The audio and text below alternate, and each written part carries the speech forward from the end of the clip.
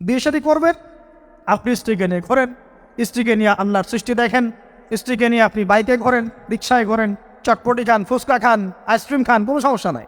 এবার তো যুবকরা বলবো যে ভাই বিয়ে শাদী তো দেয় না, কি করব। আমি পরামর্শ দিচ্ছি বড় ভাই হিসেবে, প্রথমে হালাল রিজিকের সোর্স করতে হবে। রিজিকের সোর্স না করে বিয়ে করা যাবে না, আত্মসম্মান থাকবে না। তাহলে পুরুষ মানুষের আত্মসম্মান কখন চলে যায়? যখন হাত পাততে হয় তখন।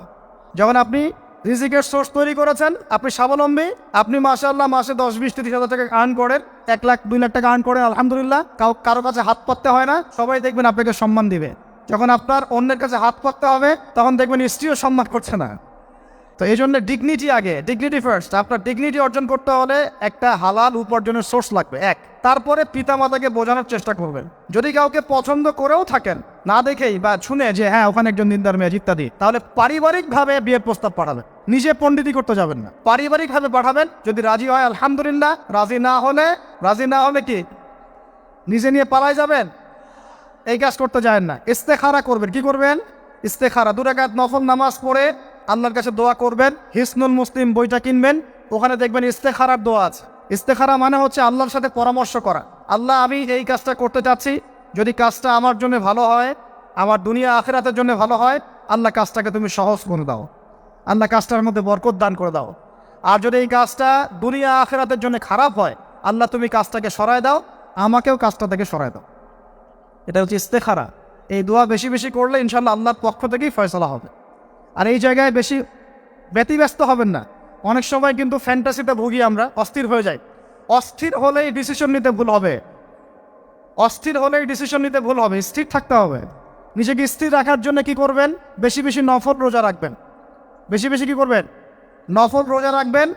আর ভালো কাজে ব্যস্ত রাখবেন নিজেকে। ভালো কাজে কি করবেন? ব্যস্ত রাখবেন।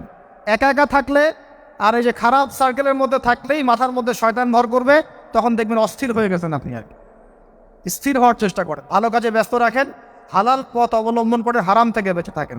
এখন যে জায়গায় আসছিলাম, এখান থেকে আস্তে আস্তে শেষের দিকে যাবো। দেখুন, আল্লাহ পাক যে বিষয়গুলোকে ভালোবাসতে বলেছেন, আমি ভালোবাসব। এই ভালোবাসা জায়েজ, হালাল। এই ভালোবাসার উদ্দেশ্য আল্লাহর সন্তুষ্টি অর্জন করা। এই ভালোবাসার উদ্দেশ্য এই নয় যে আমি যাকে ভালোবাসি তার কাছে আমি কিছু প্রত্যাশা করছি। না, আমি কিছু প্রত্যাশা করছি না, আমি প্রত্যাশা করছি আল্লাহর সন্তুষ্টি। তখন দেখবেন সে আপনাকে কষ্ট দিলেও আপনি সবর করতে পারবেন। কেন সবর করতে পারবেন? কারণ আপনি তো আল্লাহর সন্তুষ্টির জন্য তাকে ভালোবাসছেন, আপনার তো কোনো স্বার্থ নাই।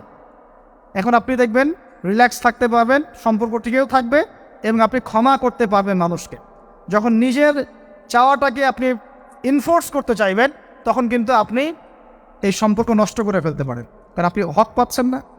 সামনে আসেন। এবার আমরা কি ওয়াদা করতে পারি যুবক ভাইরা, তো ইনশাআল্লাহ তাআলা আমরা হারাম পথে যাব না, হালাল পথে থাকবো।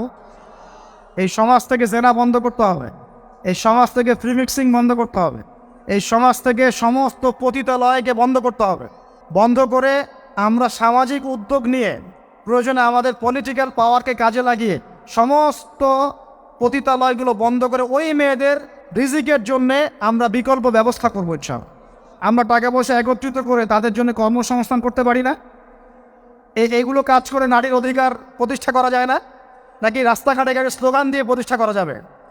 সমস্ত যে নোংরা জায়গাগুলো আছে এগুলো বন্ধ করে ওই মেয়েরা কিন্তু কারো মা, ওরা দেখবেন কারো বোন, কারো স্ত্রী বা কারো সহধর্মিনী কিছু একটা হবেন।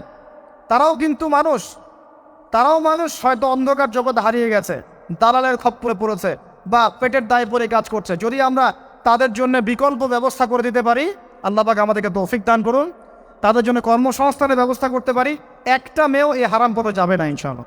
আমরা কি এভাবে নারীর অধিকার প্রতিষ্ঠা করতে পারি না? আমরা কি এতিম মেয়েদের দায়িত্ব নিয়ে করতে পারি না?